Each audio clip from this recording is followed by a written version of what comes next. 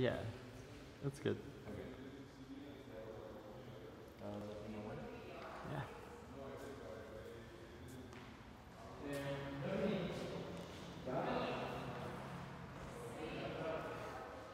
Whenever you're ready. Okay. Um, when I think of my father crossing the border, the image is floral.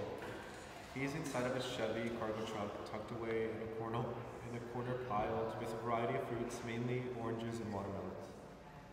The air inside of the cargo truck is perfumed with citrus.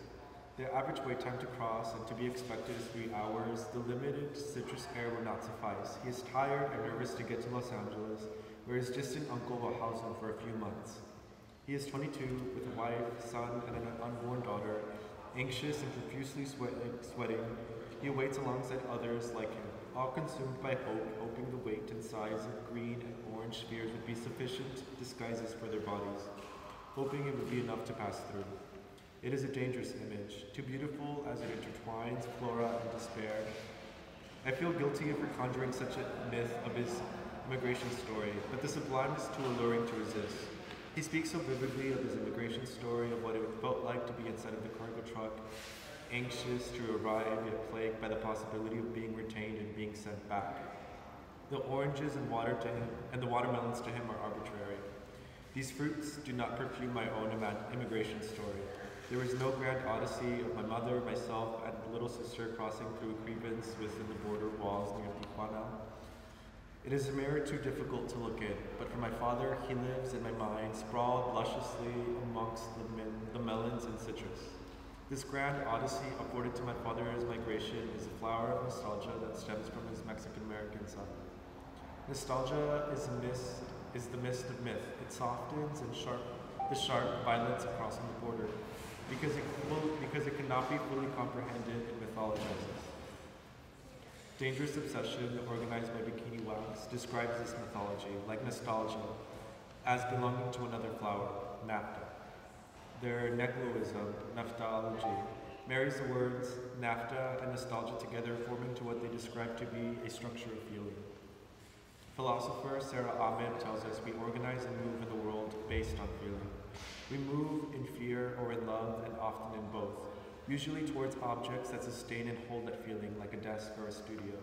We move away and to these objects depending on the kinds of habits and expectations we have with these objects. These objects are simple as they are designed to be used, usually for study and work, but for other objects, like a border wall, have a much stronger effective gravitational pull on us. Borders are objects created by social forces like xenophobia and anti-blackness that weave a barrier of steel and cement across the US-Mexican borderline. The border is a symbolic cut across the land, originating from the first contact. Since then, we move and pull from these border lines as different states, territories, and colonies. They grid and orient the ways we move in relation to these lines, affirming the ways we understand ourselves. They are objects that need maintenance. A policy like NAFTA, whose economic aims is to generate prosperity in the 3 North American countries, Canada, the United States, and Mexico, amplifies the social forces caused by the border. From its instatement in 1994, one can draw a through line to the fortification of neoliberal policies, which has reverberated politically and culturally throughout both countries. The agreement is a knot. NAFTA is a single flower, a part of a larger vine of economic policies between Mexico and the United States, extending its reach to Central America, leaving blooming wars and sanctioning institutional poverty in its wake. It triggers and prompts immigration. NAFTA fortifies the border. When I ask my parents the reasoning for crossing the US-Mexico border, the common denominator is money. Their suburb of Zapopan near Guadalajara was too small and too narrow in terms of possibilities for themselves and their family.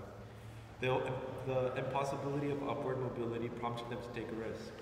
NAFTA, anchored by policies before it becomes an orientation point in the US-Mexico timeline, indexing and prompting a wave of Latino immigration. Families like mine joined the American odyssey of immigrating to the United States. NAFTA is an orientation point that pulls families like mine to Los Angeles for a better life and away from their motherland, and even further away from their families. I am bound up with my parents' nostalgia for remembering their parents, an increasing problem as both of them continue to age. I don't remember my grandparents, nor feel a deep connection towards them. It is an empty routine dance we do over the phone. Hi, how are you? Good. How's school? Great. I miss you so much. I love you. Goodbye. Nostalgia is a slow and painful medicine. It longs the shell of a previous life.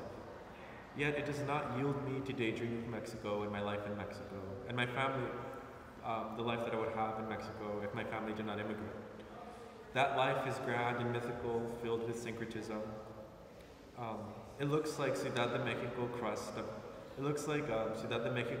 of Nights Out, or walking past Diego Rivera's colossal obelisks on my way to class at UNAM.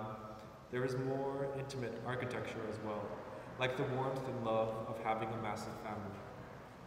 I know that it's all a lie. The hyphen between my nationalities corrects as much as it amplifies these daydreams. The dreams deferred by the U.S. immigration system, criminalizing immigration to be criminal and alien-like. A condition that orients how many undocumented people move between the lush landscapes of longing and the stark present of being paralyzed by citizenship. Naftologia douses its offspring in myth and longing to be weaponized and used by politicians as bargaining chips. Today, undocumented people are drenched in dreams. We are known as the Dreamers, a liberal distortion of Martin Luther King's monumental "I Have a Dream" speech, anchored deeply in politics of Black liberation. Like the editing and repurposing of MLK's image and legacy to stand as a totem for liberal notions of progress, undocumented peoples are laced in dreams to be bifurcated as good or bad, either aliens or hard workers.